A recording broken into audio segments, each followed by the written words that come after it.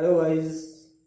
इससे पिछली वीडियो में हमने स्टाइकियोमीट्री दोष के बारे में आपसे चर्चा की थी कि स्टाइकियोमीट्री दोष किस प्रकार से किसी आयनिक क्रिस्टल में उत्पन्न होता है। आज हम आपसे नॉन स्टाइकियोमीट्री दोष के बारे में चर्चा करेंगे कि नॉन स्टाइकियोमीट्री दोष क्या है और किस प्रकार से यह दोष किसी आयनिक क्रिस्टल में उत्पन्न होता है।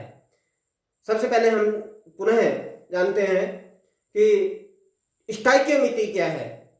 जब किसी आयनिक क्रिस्टल में जो उसके अवयवी कण है, जो उसके धनायन और ऋणायन है, उनका अनुपात उनके रासायनिक सूत्र के अनुरूप होता है तो यह इसकी स्टाइकियोमीट्री कहलाती है। यदि इस स्टाइकियोमीट्री में इस धनायन और ऋणायन के अनुपात में किसी प्रकार का विचलन, किसी प्रकार का परिवर्तन होता है तो उसकी स्टाइकियोमीट्री में परिवर्तन हो जाता है। यहां पर हम बात कर रहे हैं नॉन स्टाइकियोमीट्री दोष के। जब क्रिस्टल से धनायनों या ऋणायनों की संख्या का अनुपात उसके रासायनिक सूत्र से भिन्न हो जाता है, परिवर्तित हो जाता है, तब इस प्रकार का दोष उत्पन्न होता है। नॉन स्टाइकियोमीट्री दोष युक्त यौगिकों को बर्थोलाइड यौगिक भी कहा जाता है। यह दोष दो प्रकार का होता है, धातु आधिक्य दोष और धातु न्यूनता दोष। धातु आधिक्य दोष जैसा नाम से पता चल रहा है कि ऐसा आयनिक क्रिस्टल जिसमें ऋणायनों की अपेक्षा धनायनों की संख्या में किसी कारण वृद्धि हो जाए, अधिकता हो जाए, तो इस प्रकार का दोष उत्पन्न होता है।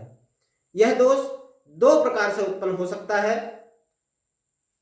एक, ऋणायनों की संख्या में कमी, और दूसरे प्रकार से कि धनायनों की संख्या में अधिकता, कि अतिरिक्त धनायन क्रिस्टल में उपस्थित हो जाए। तो इस प्रकार से दो रूपों में धातु आधिक्य दोष किसी क्रिस्टल में उत्पन्न हो सकता है।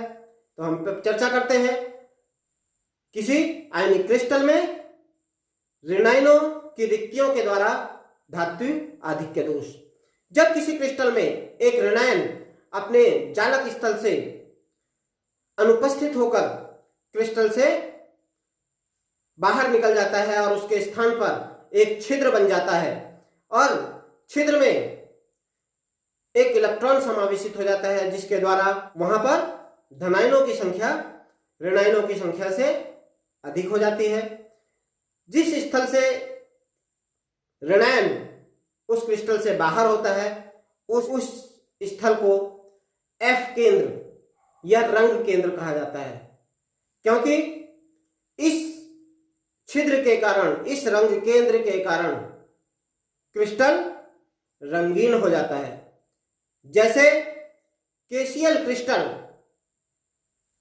का बैंगनी रंग होना, लिथियम क्लोराइड LiCl के क्रिस्टल का गुलाबी रंग हो जाना, इसी एफ केंद्र की उपस्थिति के कारण होता है। ये चित्र में एक आयनिक क्रिस्टल जिसमें कि धनायन की संख्या ऋणायनों की संख्या से अधिक है, क्योंकि ऋणायन अपने स्थल से क्रिस्टल से बाहर निकल गया है, उसकी जगह पर रिक्तिका बन गई है। इस रिक्तिका को एफ केंद्र कहा जाता है। इसी एफ केंद्र के कारण क्रिस्टल में रंग उत्पन्न होता है। इस एफ केंद्र में, इस रिक्ति में इलेक्ट्रॉन उपस्थित हो जाता है, जिसके कारण क्रिस्टल की विद्युत उदासीनता बनी रहती है। यह दोष क्षार धातुओं के हैलाइडों जैसे लिथियम क्लोराइड, पोटेशियम क्लोराइड आदि में पाए जाने की संभावना अधिक रहती है, जिसमें शाटकी दोष पाया जाता है। धातु आधिक्य दोष का दूसरा प्रकार है अंतराकाशीय स्थल पर अतिरिक्त धनायन की उपस्थिति के कारण इस प्रकार का दोष किसी आयनिक क्रिस्टल में उत्पन्न होता है। जब किसी आयनिक क्रिस्टल में कोई अतिरिक्त धनायन किसी अंतराकाशीय स्थल पर उपस्थित हो जाता है तो उससे वहां पर धनावेशों की संख्या बढ़ जाती है। इस धनावेश के बढ़ जाने के कारण क्रिस्टल के अंदर धातु आधिक्य दोष उत्पन्न हो जाता है। किंतु किसी अन्य अंतराकाशीय स्थल पर किसी इलेक्ट्रॉन की उपस्थिति होने के कारण पूरा क्रिस्टल विद्युत उदासीन बना रहता है। इस प्रकार का दोष उन क्रिस्टलों में पाए जाने की संभावना अधिक होती है जिनमें फ्रैंकले दोष पाया जाता है। जैसे जिंक ऑक्साइड के क्रिस्टल में इलेक्ट्रॉन की उपस्थिति के कारण क्रिस्टल पीला रंग प्रदर्शित करता है तथा इसकी विद्युत चालकता का मान बढ़ जाता है। दूसरे प्रकार का नॉन स्टाइकियोमेट्री दोष होता है धातु नियमता दोष। नाम से पता चल रहा है धातु नियमता है, इसका मतलब कि क्रिस्टलों में पाया जाने वाला वह दोष जिसमें धनायन जालक स्थल से अपना स्थान छोड़ करके क्रिस्टल से बाहर निकल जाता है और उसके स्थान पर रिक्तिका बन जाती है। इस प्रकार का दोष धातु न्यूनता दोष कहलाता है।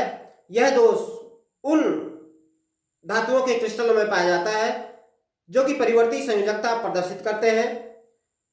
जब धनायन अपना स्थल छोड़ करके इसे क्रिस्टल से बाहर निकल जाता है तो उसके स्थान पर रिक्तिका बन जाती है। विद्युत उदासीनता को बनाए रखने के लिए